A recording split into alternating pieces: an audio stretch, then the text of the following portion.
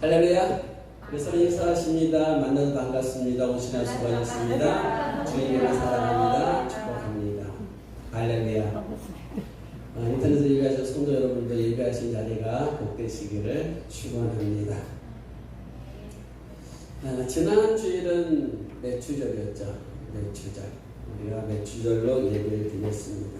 매추절은 그해 첫 보리 수확을 하나님께 소재가 뭐라고 했어요? 고운 가루로 만들어서 드리는 제사다. 그런데 그 매추절을 지키라는 명령을 어디서 받았다고요? 신의 산은 광야에 있다. 광야는 농사 지을 수 없는 땅이고 그러므로 보리 수확도 할 수 없는 땅이다.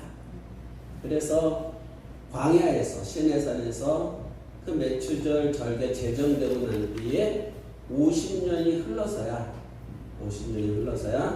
가나안 땅에서 하나님께 처음으로 매추절 절기를 지킬 수 있었다. 이렇게 말씀드렸습니다. 여기서 우리가 하나 생각할 게 있습니다. 무엇을 생각해야 되느냐?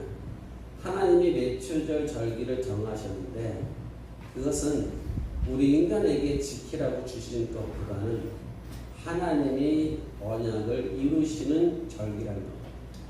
하나님이 언약을 이루시는. 그 이유는 뭐냐면 가나안 땅에서 매추절 절기 정해지고 광야에 정해지고 가나안 땅에 들어가서 그제서야 처음으로 농사 지어 드릴 수 있는 것. 그것은 하나님이 허락하셨기 때문에 하나님 그들을 가나안 땅으로 인도하셨기 때문에 하나님이 그들에게 가나안 땅을 주셨기 때문에 그래서 가능한 거죠. 그러므로 이스라엘 백성들이 자기네들이 하나님 앞에 매추절의 절기를 지키며 소제를 드리며 하나님께 제사를 드렸다고 자랑할 것이 하나도 없는 거예요. 오히려 그렇게 예배할 수 있도록 그렇게 절기를 지킬 수 있도록 인도해 주시고 지켜주시고 보호해 주시고 그 하나님께 영광을 돌려야 되는 것이죠. 지난주에 말씀드린 대로 광야는 영적으로 보면 어린아이, 그래서 가나안은 장성한 자. 어린아이는 하나님 쓸 수 없다. 장성한 자만이 하나님을 쓸 수 있다. 그래서 장성한 자가 되어서 그제서야 하나님 앞에 매추절 절기를 드릴 수 있었다. 이렇게 말씀드렸습니다. 광야는 교회입니다. 교회는 성도이고 그러므로 우리가 하나님 앞에 광야의 삶을 살고 있다는 것은 기억하시고 우리가 그 광야에서 하나님 매추절 절기를 정하셨던 그 비밀 그것을 깨닫고 인지할 수 있는 지혜자가 되시기를 축원합니다. 오늘 말씀의 제목은 광야입니다. 말씀이 선포될 때 아멘으로 하나님께 영광을 돌리시길 바랍니다. 오늘 말씀을 준비하면서 사실 매추절과 연결돼서 한 주도 하는 거니까는 본문을 잡았어요. 그런데 이 본문을 잡고 이 길을 설교를 쓰면서 제가 한 사람을 생각하면서 썼습니다. 그분은 금요일에 제가 말씀드린 것처럼 제가 아는 목사님입니다. 굉장히 가난하고 힘듭니다. 그래서 계단 청소하시면서 목회하시는 그런 분이. 근데 그분이 이제 예전에 어떤 그 단체 소속이 있었어요. 그 소속에서 지원금을 50만 원씩 주는 거예요. 매달. 큰 돈이죠. 그분이 굉장히 큰 돈. 굉장히 큰 돈. 근데 거기서 이제 저희가 예배를 드리니까는 우리를 끊고 자기네가 성교신을 해주는데 왜 우리한테는 안 오고 거기로 가느냐 그러면서 만약에 오지 않으면은 자기한테 오지 않으면은 성교신을 끊겠다 이렇게 협박을 한 거예요. 근데 그분이 끊었어요. 안 간다. 여기 목사님들과 함께 하겠다. 그리고 그 50만 원을 벌었어요. 50만 원 굉장히 큰 돈이 그분이 한 달에 벌어야 120만 원 정도 벌 텐데 120만 벌어서 월세 내고 교회 월세 내고 그 50만 원 굉장히 큰 돈이죠. 50만 원 교회 월세가 되거든요. 그걸 버리고 전화가 왔어요. 목사님 하나님만 의지해요. 그렇게 얘기했어요. 그랬는데 제가 말씀드렸죠. 금요일날 우리 집회가 있을 때 교회가 낡았으니까 비가 막 왔는데 빗물이 막 떨어지는 거예요. 그래서 교회 안에 이렇게 비가 넘쳐 들어왔어요. 그걸 닦아내서 치우고 하는데 너무 힘든 거예요. 그래서 방법도 없고 하나님 저 그냥 예배 갈래요. 하나님 알았어요. 하고 우리 집회에 왔어요. 그날 제가 설교를 하게 됐었는데 근데 예배를 마치고 그날도 비가 멈춰 왔으니까 하루 종일 집회 끝날 때까지도 비가 왔습니다. 이제 걱정, 근심, 태산이죠. 그리고서 교회를 들어갔는데 거짓말 안 했지. 바닥이 깨끗하게 만나죠. 빗방울 하나 없지. 기적이죠. 기적이에요. 하나님이 내가 너와 함께 한다는 증거를 보여주시는 거죠. 그렇다고 해서 무조건 또 여러 그렇게 믿음을 하는 것은 아니에요. 하나님께서 그분이 결단하시고 믿음을 목회자니까 결단하고 나가는 걸 보고 하나님이 그에게 내가 너와 함께 한다는 그 증거를 보여주신 거죠. 저는 나이가 한 3살 위인 여자 목사님입니다. 배운 것도 별로 없습니다. 근데 그분을 제가 이렇게 보면은 참 친실하세요. 제가 여태까지 그분과 이렇게 지나면서 단 한 번도 누굴 비방하는 소리 들어본 적이 없어요. 단 한 번도 누굴 욕을 하는 소리 들어본 적이 없어요. 자기에게 힘든데 어떤 일로 인해서 한 번은 전화가 왔어요. 그때. 목사님 죄송해요 하고 전화가 왔어. 뭐가 죄송해요 목사님? 제가 고인은 아니고 그냥 한 말인데 그것 때문에 목사님 난처해 주셨잖아요. 괜찮아. 난처한 거 없어요. 상관없습니다. 너무나 죄송해요. 너무나 죄송해요. 그 한마디 한 것 같고 어찌 할지를 모르는 거예요. 얼마나 선한 마음을 갖고 있는 거죠. 선한 마음.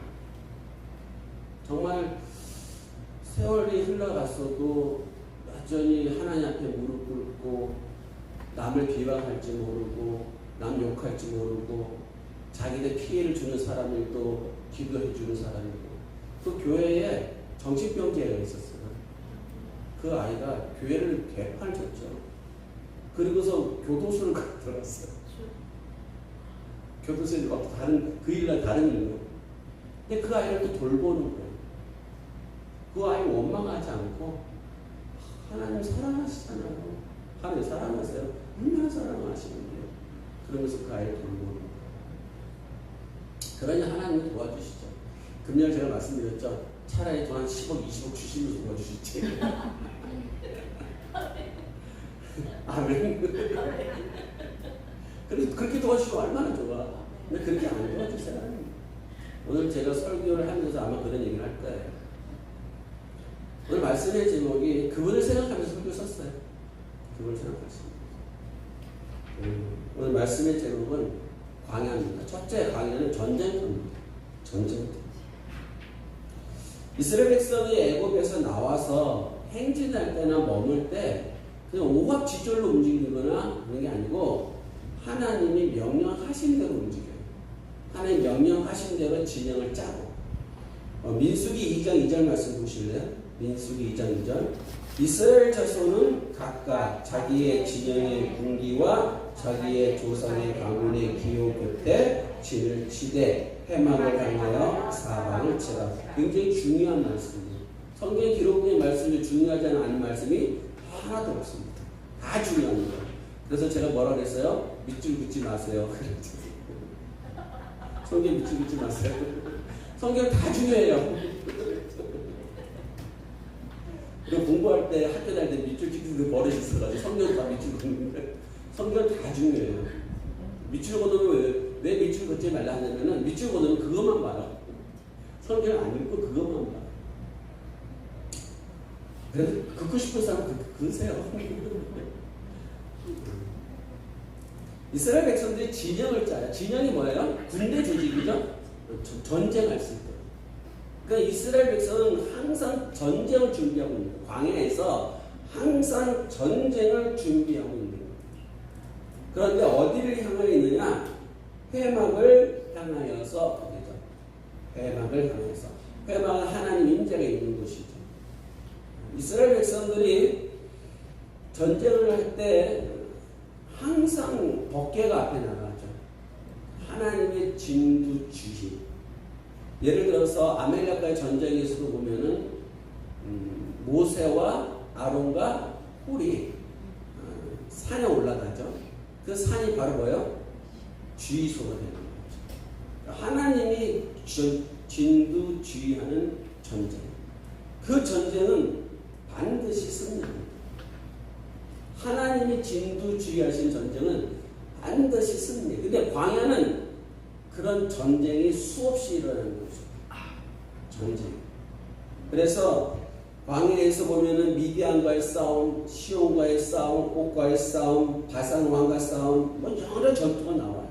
그 전투를 전부 다 누가 지휘하세요? 하나님께서. 이스라엘 백성들은 항상 어떻게 하고 있다고요? 진영으로 짜있다. 흩어져 있는 게 아니라 진영을 짜서 하나님이 인도하시는 대로 가는 거예요. 베드로전서 5장 8절 말씀 보시겠습니다. 그것을 베드로에서는 그 앞에서 2장 2절 읽었던 그 말씀을 실체를 2장 2절에서 베드로전서 5장 8절 이렇게 말하는 거예요. 우리 함께 합독합니다. 근신하라 깨어라 너희 대경마귀가 울사가 같이 누구 삼키며 삼킬 자를 찾느니. 아멘. 앞에서 보았던 민수기 2장 2절의 말씀이 신약에서 이렇게 나오는 거예요. 동일한 말씀이에요. 우리는 문자가 다르고 기술한 게 다르고 표현이 다르니까는 따로따로 보는데 그게 아니라 구약은 뭐라고요? 그림자. 신약은 실체. 우리의 실체는 영적 전쟁에서 마귀와의 전쟁이라는 얘기죠. 그러므로 너희는 항상 뭐하라? 근신하라 깨어라. 이 말을 다른 말로 바꾸면 너희는 진영을 짜라 이런 얘기죠. 진영을 짜고 있어라.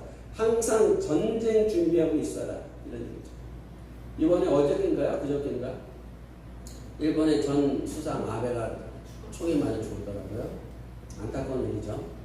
근데 어디서 쐈는지 아세요? 뒤에서 쐈대요. 뒤에서. 아베 뒤에서. 그냥 뒤에서 쏘는 거 어떻게 해요? 뭐 경호가 문제도 있었겠지만 어떤 뒤에서 쐈으니 피할 수도 없고 그 자리에서 맞아 직사했답니다. 사자가 먹이를 공격할 때 그렇게 공격합니다. 가장 연약한 놈, 가장 병들어 보이는 놈, 그걸 쫓아가서 뒤에서 목을 확 깨물어 버리는 거죠. 마귀가 그렇게 해요. 여러분 우리의 신앙생활이 광야고 우리의 신앙생활이 바로 전쟁터예요. 영적 전쟁터입니다. 우리가 몸에 바이러스가 있고 염증이 있는데 항상 있어요. 바이러스가 없는 게 아니고 염증이 없는 게 아니고. 근데 우리 몸이 피곤하면 바이러스가 밖으로 나오죠. 그래서 입술이 붓고 염증이 발생이 나지 않습니까? 영적으로도 마찬가지예요. 영적으로도 지치고 힘들면은 그런 일이 벌어져요. 그럼 여러분들이 영적으로 항상 강건해야 됩니다. 깨어 있어야 됩니다. 하나님께서 여호수아에게 주신 영적 무기가 있어요. 그게 뭐죠? 말씀이에요. 영적 무기는 말씀입니다.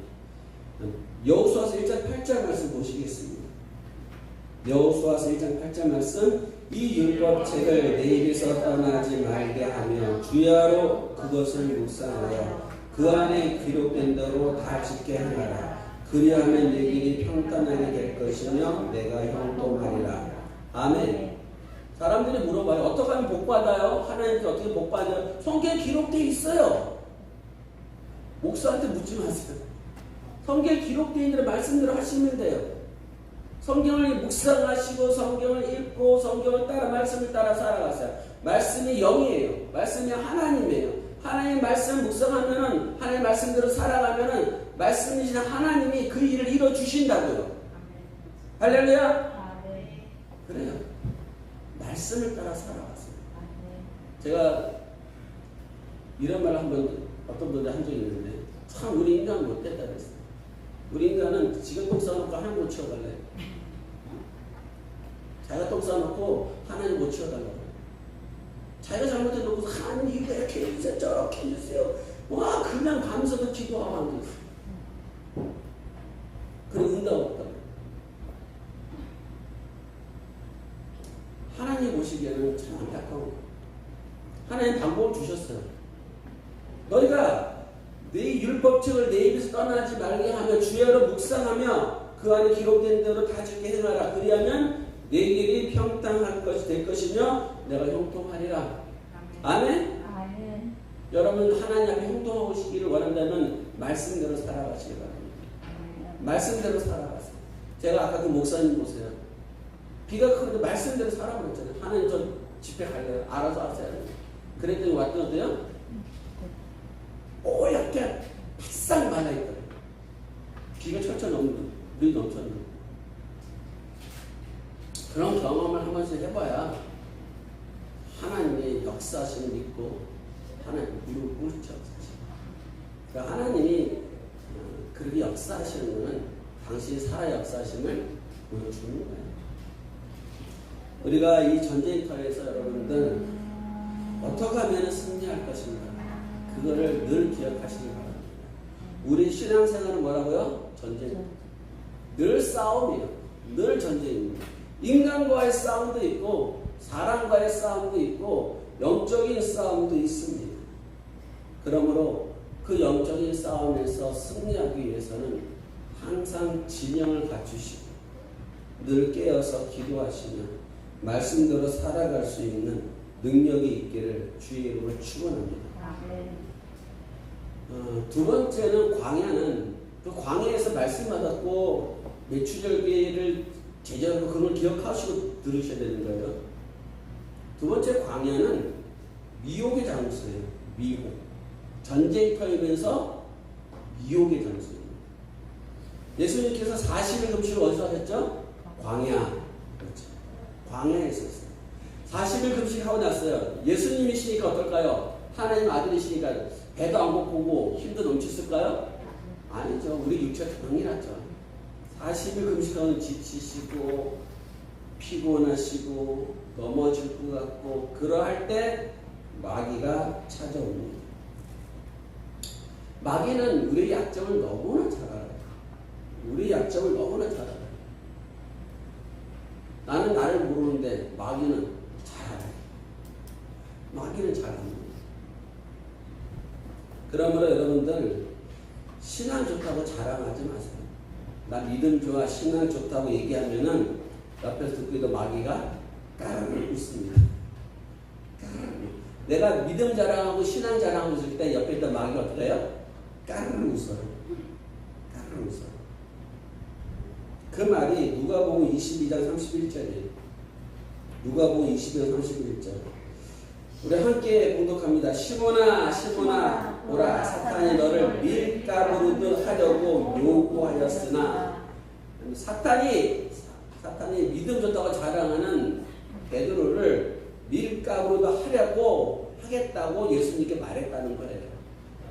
밀가루는 게 뭐예요? 막 위아래 흔드는 거죠? 흔들어서 바람에 겨날려고 하게 하는 거예요. 한마디로 정신없이 만드는 거죠.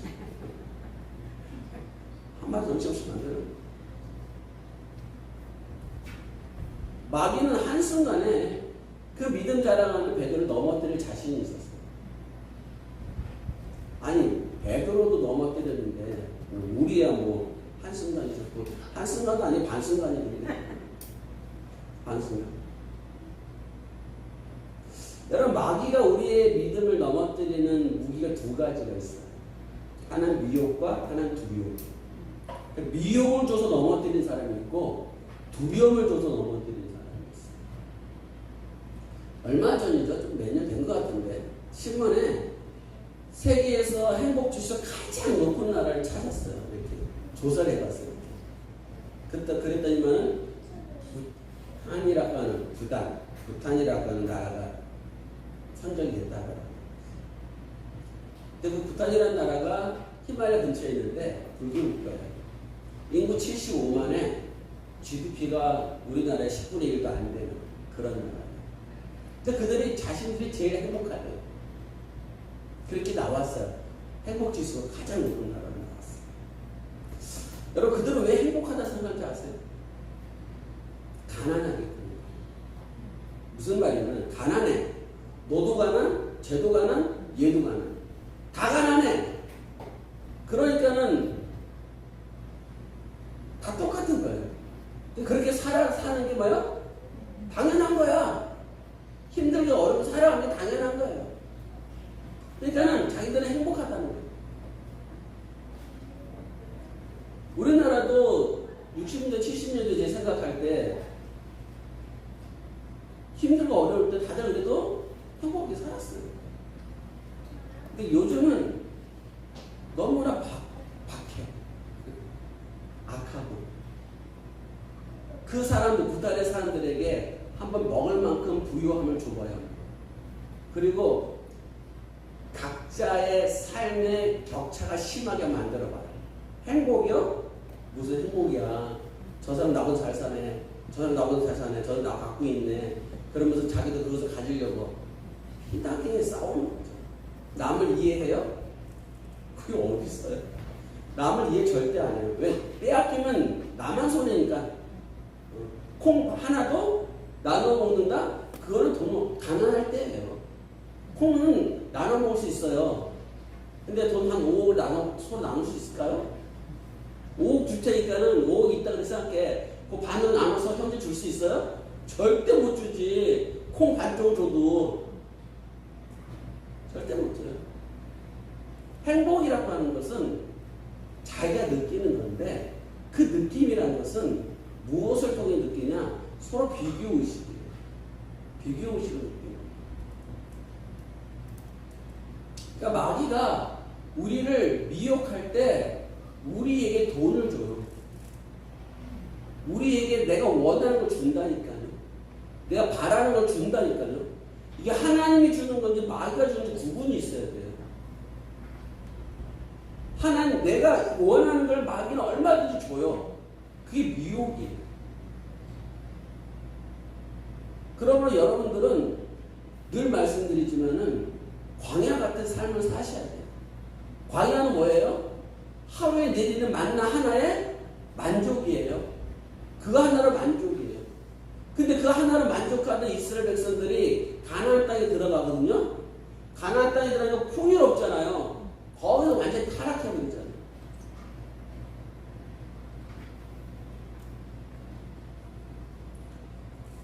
마귀가 또 우리를 미혹하는 거 하나는 두려움이에요. 세상의 두려움. 두려움이 마귀가 주는 그 목사님 봐봐요. 비가 막 쏟아지는데, 비가 와서 비 새는데 그 두려움을 안 갖고 뭐라 그래? 하나님 알아서 하세요. 나 몰라요. 하고 예배가 됐죠. 집회하고 있어. 아마 저 같아도 그렇게 못할 것 같아요. 저 같아도 야 큰일 났다 이거 먹고 저거 먹고 저는 오늘 집회 못 가. 오늘 설교 못 해야지. 하고 그냥 아마 그 난리 폈을 거예요. 왜 그분은 그러면은 하나님 하나님 맡겨요 하고 갔을까요? 딱 한 가지 이유가 자기로 힘으로 할 수 있는 일이 없으니까. 내가 할 수 있는 일이 없으니까. 내가 그걸 막을 수도 없고 내가 그걸 어떻게 해결할 방법이 없는 거야. 구멍이 비가 팍 쏟아져 그걸 어떻게 막아? 정 안 돼서 그 교회가 다 물이 차면 누구한테 요구하면 돼? 주인한테. 자기가 할 수 있는 일이 없는 거야. 우리가 내 생각을 안 버리는 이유가 뭔지 아세요? 내가 할 수 있으니까. 내가 할 수 있다 생각합니다. 그래서 하나님께서 이스라엘 백성을 광야를 끌고 오는 거예요. 광야는 내가 할 수 있는 게 없다고 생각합니다. 그곳에서 마귀가 우리를 미혹해요. 내가 줄게. 내가 줄게. 하나님 못 주시잖아. 내가 줄게. 그게 미혹이고 그것이 없으면 어떡하지 하고 세상 방법을 찾아가는 게 두려움이죠. 근데 요즘은 좀 달라요. 요즘 달라진 게 뭐가 있냐면은 마귀가 우리를 미혹하는 것 중에 하나가 신앙적인 매너리즘에 빠지게 있어요. 매너리즘이 뭐냐면 일상적인 반복된 것들, 거기에서 우리가 타성에 젖어버리는 것을 매너리즘이라고 해요. 반복돼서 일상적인 것. 그래서 오랫동안 굳어진 좋지 못한 버릇, 그것을 타성이라고 하는데, 우리가 살아가는 게 그렇게 어렵지는 않아요. 먹고 살만해요. 옛날처럼 뭐 배고프고 그러진 않아요. 나가서 하면은 먹고 살만하고, 내가 좀 노력하면 살만해요. 그러니까는 큰 고통도 없고 어려움도 없고 경제적으로 어렵지 않고 그러한 삶 속에서 무엇이 찾아왔어요? 코로나19가 찾아왔어요. 그 코로나19를 지내면서 사람들이 신앙에 대한 매너리즘에 빠져버렸어요. 예배? 그렇게 하기 예배지 뭐. 핑계가 생겼지 뭐. 그러면서 매너리즘에 빠졌어요. 사랑하는 성도 여러분들, 광야는 미혹의 장소예요. 그 미혹에 빠지는 거예요. 깨어있어요. 스스로 열심을 하셔야 돼요. 여러분들이 예배에 하나님의 말씀을 먹고 자라나는 것에 늘 열심히 하셔야 돼요. 그러지 않고 그냥 매너리즘에 빠져가지고 반복되는 신앙생활, 반복되는 예배, 반복되는 종교적 행위, 이것에 빠지면 절대 안 됩니다. 이스라엘 백성들이, 제사장들이 아침과 저녁마다 번제를 드려요. 그게 얼마나 똑같은 일의 반복입니다. 신앙은 그런 거예요. 신앙은 뭔가 새로운 게 없어요. 사람들이 매너리즘에 빠져서 새로운 걸 찾다가 세상으로 빠지고 이단으로 빠지는 거예요. 교회 안에서 늘 똑같으니까는, 근데 뭔가 새로운 게 왔어. 와, 신기하다, 재밌다. 그러다가 이단 빠지고, 그러다가 세상 나가버리는 거예요. 교회는, 신앙생활은 단순해요. 얼마나 단순해요. 주 예수를 믿으라. 그러면 너와 너 집이 구원 얻으리라. 하나님께 너희는 마음을 다 뜻을 다 힘을 다 하나님을 사랑하라. 뭐 복잡한 게 뭐가 있어요? 어려운 게 뭐가 있고. 그러니까는 가볍게 여기는 거예요, 신앙. 그러나 늘 엎드리셔야 돼요. 여러분의 미혹과 마귀가 주는 미혹과 마귀가 주는 두려움에 빠지지 마시고, 매너리즘에 빠지지 마시고, 하나님의 말씀으로 승리하는 자가 되시기를 축원합니다. 셋째, 광야는 성령을 받는 장소예요. 성령을 받습니다. 며칠 전에 다른 일이 뭐라 그랬죠? 77절. 또 오순절 이렇게 말씀드렸죠. 누가복음 22장 7절 말씀 보실래요? 누가복음 22장 7절. 6월절 양을 잡을 무교절 날이 이른지라. 6월절이 무교절 안에 있다고 했어요. 6월절과 무교절 따로 있는 게 아니라 6월절이 무교절 안에 있어요. 예수님께서 십자가에서 어린 양으로 죽으시고 제자들에게 말하기를 너희는 예루살렘을 떠나지 말고 약속한 성령을 기다리라 이렇게 말했죠. 그 이야기가 오늘 본문의 내용입니다. 오늘 본문 보실까요? 이스라엘 자손이 애굽 땅을 떠난 지 3개월이 되던 날 그들이 시내 광야에 이르니라. 그들이 리비딤을 떠나 시내 광야에 이르러 그 광야에 장막을 치되 이스라엘이 거기 산 앞에 장막을 칩니다. 굉장히 중요한 말이죠. 무엇을 쳤다고요? 장막. 장막. 어디 앞에? 산 앞에 장막. 산 앞에 장막을 쳤어요. 장막이라고 하는 것은 집이죠. 집입니다. 근데 그 집을 우리가 그냥 역사적으로 보면은 머물기 위해서 당연히 장막을 치는 거예요. 그러나 그걸 영혼의 위치에서 보면은 내가 하나님의 집이 되는 모습이에요. 어디 앞에서? 산 앞에. 그 산이 뭐예요? 하나님의 임재. 하나님 임재 앞에 나의 영혼의 집이 생기는 모습이에요. 굉장히 중요한 단어죠. 출애굽기 24장 12절 말씀 보시겠습니다. 여호와께서 모세에게 이르시되 너는 산에 올라 내게로 와서 거기 있으라. 내가 그들을 가르치도록 내가 율법과 계명을 친히 기록한 돌판을 내게 주리라. 아멘. 여러분 봐봐요. 하나님께서 이스라엘 백성들에게 시내산에서 말씀을 주셔요. 왜 시내산에서 말씀을 주셨을까? 광야이기 때문에 그런 거예요. 앞으로 광야를 지나가야 되는데 그 광야를 지나갈 때 그들에게 무엇이 있어야 돼요? 말씀이 있어야 돼요. 우리는 이렇게 생각할 수 있잖아요. 원래 이 모습은 결혼식의 모습인데 나중에 추가를 해야 되는데 하나님과 이스라엘 백성들 결혼식의 모습이에요. 이게. 그래서 하나님과 이스라엘 백성들의 결혼식에서 하나님과 이스라엘 백성들을 나는 너희 남편이라 불러요. 이 장면에 나오는 건데 애굽에서 있을 때 6월절 양을 피로 바를 때 그때 말씀 주신 게 아니에요. 그때 말씀 주신 게 아니라 시내산 광야에 왔을 때 말씀을 주셨다. 예수님의 제자들이 따랐거든요. 3년 반을 따랐잖아요. 3년이라 생각하시면 돼요. 이스라엘에서 애굽에서 나온 지 몇 개월 만에 시내산 도착했다고요? 3개월 만에. 예수님 공생은 몇 년이라고요? 3년. 3년으로 가요. 그게 그 얘기.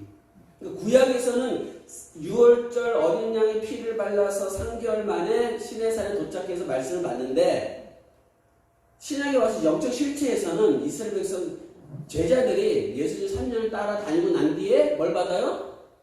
성령을 받아요. 그런 성령 받는 거예요. 왜 성령 주셨어요? 말씀을 그들 안에 새겨주시기 위해서. 너에게 성령을 줄 텐데 그 성령이 오면은 내가 말한 것이 기억난다는 게 있어요. 이 말이 뭐냐면은 깨닫는다는 뜻이에요. 예수님께서 3년 동안 말씀을 주셨잖아요. 근데 그 말씀이 그들 안에 새겨지지 않는 거야. 무슨 말인지 몰라.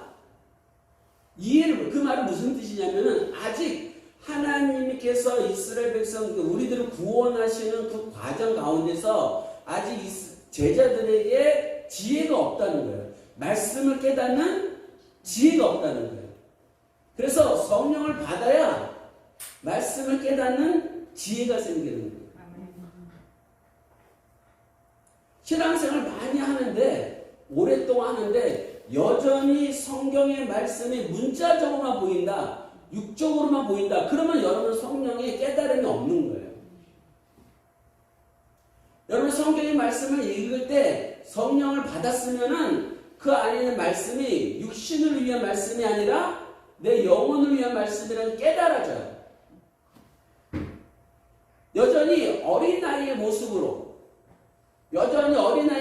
있으면은 하나님께서 그 성령을 부어주셔서 자라나게 하시는 것에 방해가 되는 거예요. 무엇인가 있는 거예요. 그래서 성령을 뭐 하지 말라? 근심하게 하지 말라 그랬잖아요. 그 성령을 근심하게 하지 말라는 뜻이 뭐라고 그랬어요? 근심은, 부모의 근심은 어린아이 때 근심이라고 그랬잖아요. 그러나 장성하면은 부모의 자랑이라고 그랬잖아요. 우리 아이들이 어렸을 때는 근심이에요. 먹는 거, 입는 거, 공부하는 거, 나가는 거 다 근심이야. 어떻게 잘해줄까? 늘 근심이야, 부모의. 근데 다 장성했잖아요. 자기 나름대로 직장생활 다니고 돈을 벌잖아요. 근데 이제 근심해요? 안 해요, 별로. 이제 자랑이에요. 그러니까 성령을 받았으면은 그 성령을 따라서 살아갈 수 있는 힘이 있어야 되는 거예요. 광야에서 이스라엘 백성들의 말씀을 주신 것은 그들이 어디를 통과할 수 있도록? 광야를 통과할 수 있도록. 그게 무슨 상태라고요? 어린아이에서 어른으로 성장되는 과정. 그러기 위해서 말씀을 주신 거예요. 시내산에서 말씀을 주신 거예요. 우리에게 성령을 왜 주셨느냐? 그 성령을 받아서 뭔가 뭐 대단한 일을 하라는 게 아니에요. 뭐 은사가 나타나고 뭐가 나타나고 병 고치고 뭐 그렇게 하라는 것이 아니에요. 무엇이 되라고요? 장성한 자가 되라. 장성한 자가 되라고 주신 거예요. 말씀이 기억난다는 말은 뭐냐? 말씀이 깨달아진다는 거예요. 어느 날 갑자기 수학 문제가 막 풀리기 시작해요. 한순간 깨달아지면 그것처럼 말씀이 깨달아지면 우리가 성장하게 되는 거예요. 사랑하는 성도 여러분들, 말씀은 영이라고 했잖아요. 동물들이 왜 우리 인간들과 같은 언어가 없는지 아세요?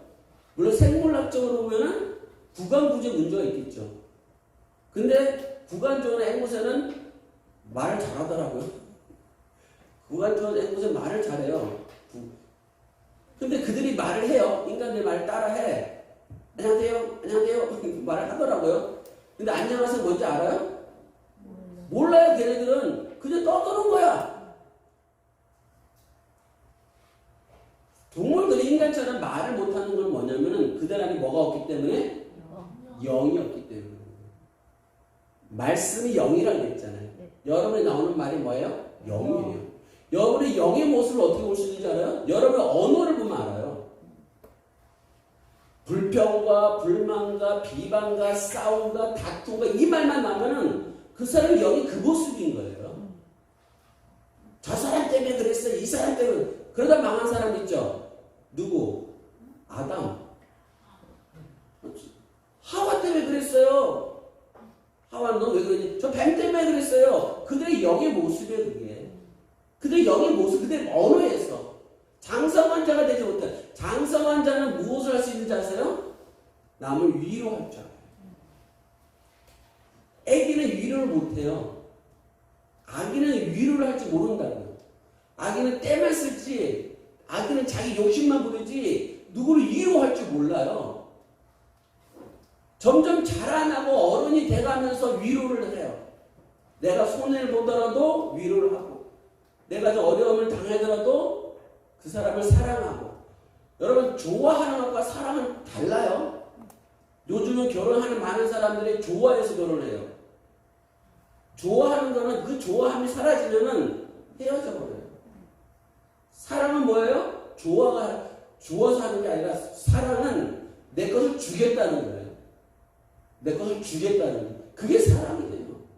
그래서 장성한 자는 사랑할 줄 아는데 어린애기는 좋아는 해요. 나 이거 좋아. 우리 시원이 그러잖아. 목사님 좋아. 누구 좋아 이러잖아요. 그러면 제가 정말 날 좋아할까요? 아니요. 정말 좋아하는 사람은 자기 엄마와 자기 할머니예요. 나보다도 더. 근데 지금 상황이 그렇지. 좋아해 주는 뿐이죠. 그러니까 사랑은 몰라요. 아직. 사랑. 여러분은 예수 하나님께서 이스라엘 백성들에게 요구하는 게 있잖아요. 나를 뭐 해달라? 사랑하라. 이스라엘 백성들아 나를 사랑하라. 그래서 예수님도 그랬잖아요. 너희는 나를 사랑한다. 내 계명을 지키라고 했잖아요. 너희가 서로 사랑함으로써 뭐라 그랬어요? 너희가 내 제자인 줄 알 것이다.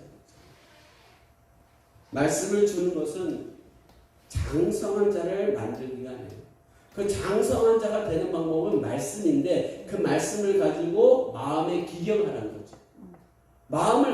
마음에 있는 악을 씻어내고 그 마음의 밭을 말씀으로 뒤집어 엎으라는 거예요.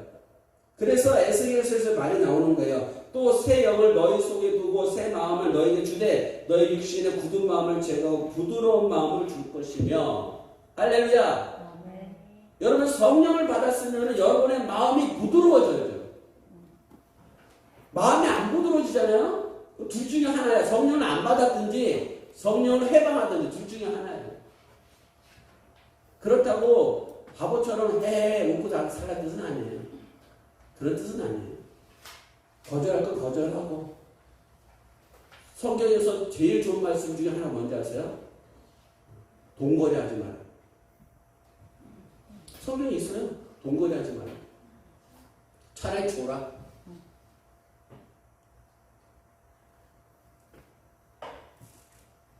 성경은 거절할 건 거절하게 하라는 거예요. 옳지 않은 건 거절하는 거예요. 선한 것은 받아들여요. 여러분의 마음에 부드럽게 기경하라 그러니까 바보처럼 채 살라 그런 뜻이 아니고 지혜롭게 살라는 뜻이에요. 하나님의 말씀으로 지혜롭게 사서 장성한 데서 하나님을 기쁘게 하는 자가 되라 이런 얘기예요. 그 말씀을 어디서 줬다고요? 광야에서. 우리가 살아가면 이 땅에서 우리에게 하나님의 말씀을 주신 건 광야예요.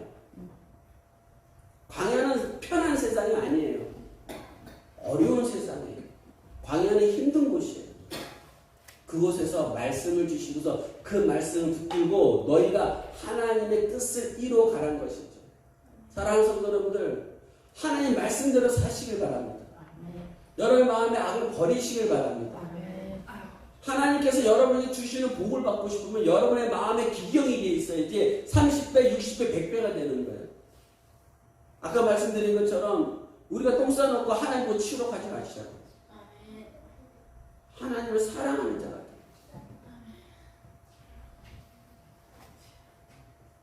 대추절 절기를 보내고서 두 번째 설교를 준비하면서 아까 한 목사님의 이 얘기를 제가 다시 한번 했던 거예요. 사랑하는 성도 여러분들, 광야는 어떻다고요? 전쟁터. 광야는 어떤 곳이라고요? 미혹이 많은 곳. 그런데 그 전쟁터와 미혹이 많은 곳에 뭘 주셨어요? 성령을. 할렐루야. 우리는 앞에와 뒤가 하나님 앞에 온전한 모습이길 바랍니다. 오늘도 여러분 말씀을 마음판에 새기시고, 하나님, 저는 하나님께 해드릴 수 있는 것은 없어요. 그러나 내가 전쟁에서 승리하게 하시고 내가 미혹당하지 않게 하시고 내 마음이 기경되어서 하나님 기뻐하시는 마음이 되게 해주셔서 그렇게 기도하시기 바랍니다. 뭔가 크게 뭐 어디 가서 뭐 성교하고 뭐하고 내가 뭐 봉사하고 그런 거 못하셔도 상관없어요. 그런 거 한다고 해서 하나님이 너는 내 아들이야 그렇게 말하지 않아요.